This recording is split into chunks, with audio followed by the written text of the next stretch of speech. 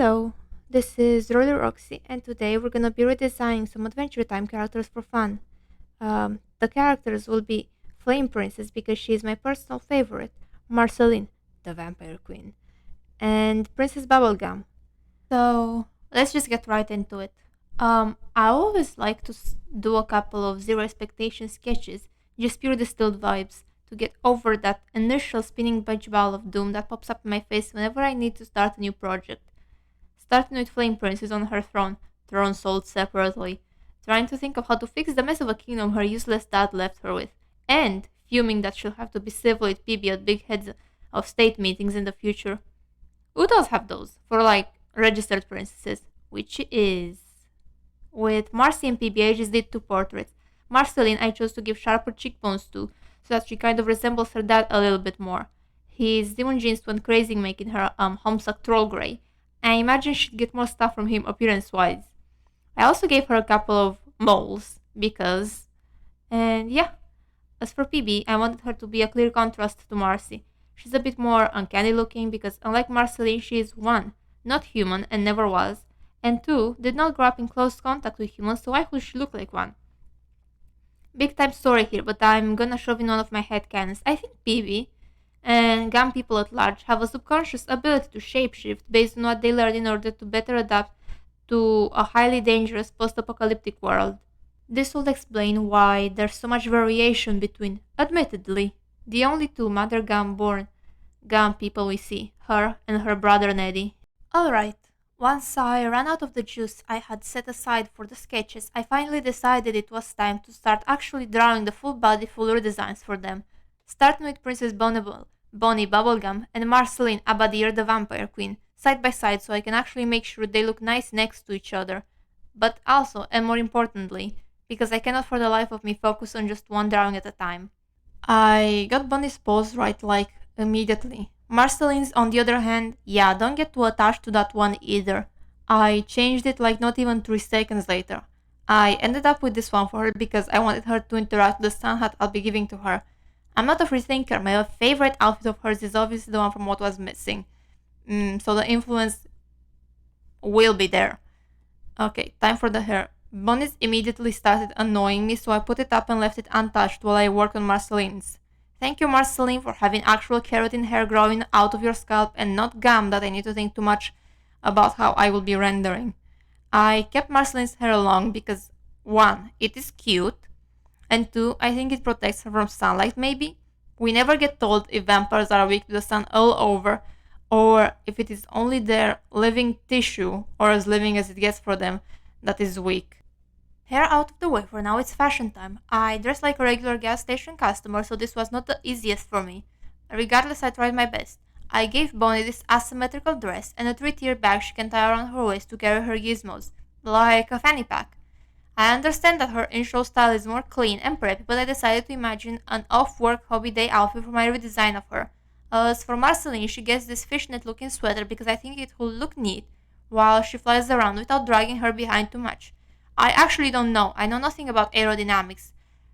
Hopefully she's OP enough for it to not matter actually. She is OP enough for it to not matter actually. I also removed the bottom of her sweater and just let it end more organically.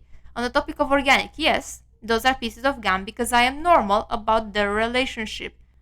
Let's have us a quick intermission so I can show you the process of designing Bonnie's graphic tee print, which I did decide she needed a graphic t-shirt to properly illustrate that she is on an official off-duty day. I went in several directions while working on this. You can clearly see the influence the shirt Marceline actually gives to her in the show had on me. I end up not going with that design, even though I still spent a bit more time on it to finish it up. I don't know, I might just post it on its own. I eventually decided to go with this lemonade rocket bottle and what was originally supposed to be smoke from the take of as hair. Everything got lost a bit in the sauce of cool after getting redrawn so many times. So yeah, the initial intention is not there, but it looks okay, so I don't really care.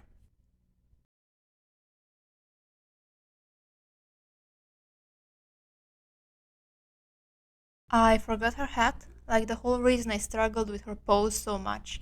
And I only remembered because I rewatched my time lapse before finishing the redesigns. Had remembered, I could finally start the coloring process.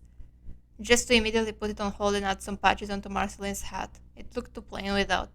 I also added in the print to Bonnie's shirt and gave Marceline this black top to go under her sweater. I couldn't make it too detailed if I didn't want her outfit to get too confusing, so I decided to keep their original color palettes mostly the same, only introducing some blues and a bit of mint green to PB for variation, and making Marceline's skin a darker blue gray. I also added those corn candies onto PB's back.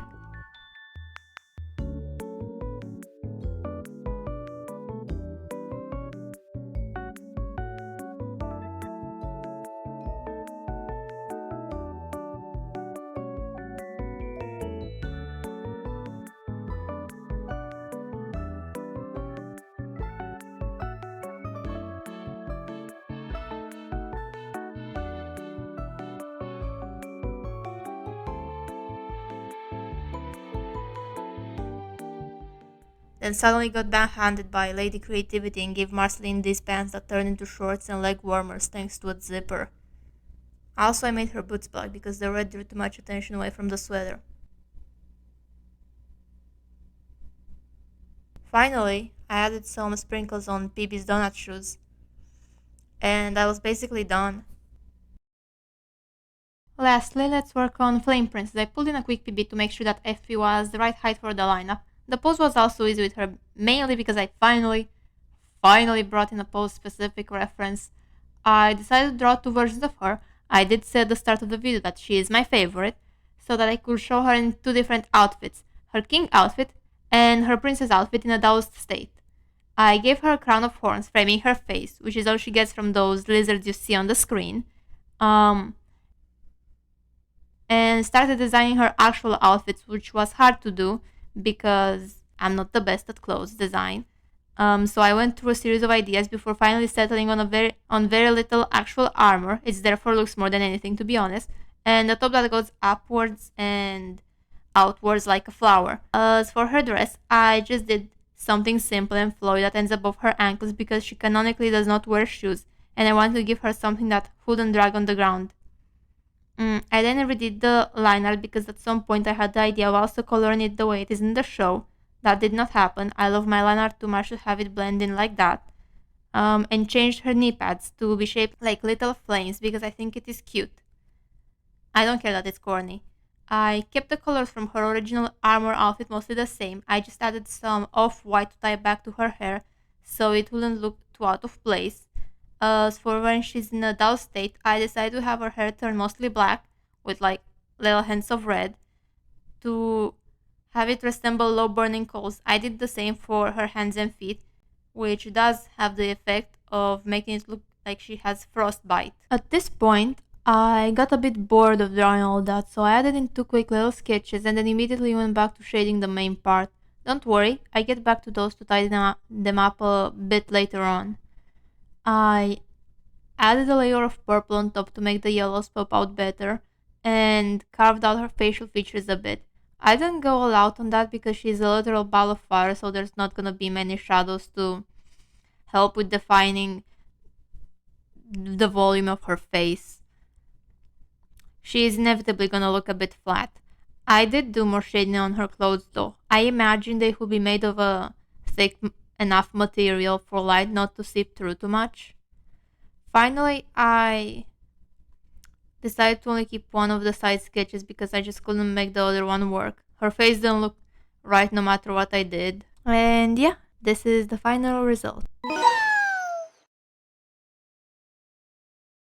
Thank you so much for watching my first video on YouTube ever. My learning curve is that hell Sisyphus is pushing his boulder up on, so this took me a while to make. Consider liking and subscribing if you'd want to see more stuff from me, and suggest a character you'd like to see me redesign in the comments, even an obscure one like, I don't know, Princess Beautiful. Oh, and if you will have ways for me to improve that you want to suggest, also leave those in the comments. I do take criticism.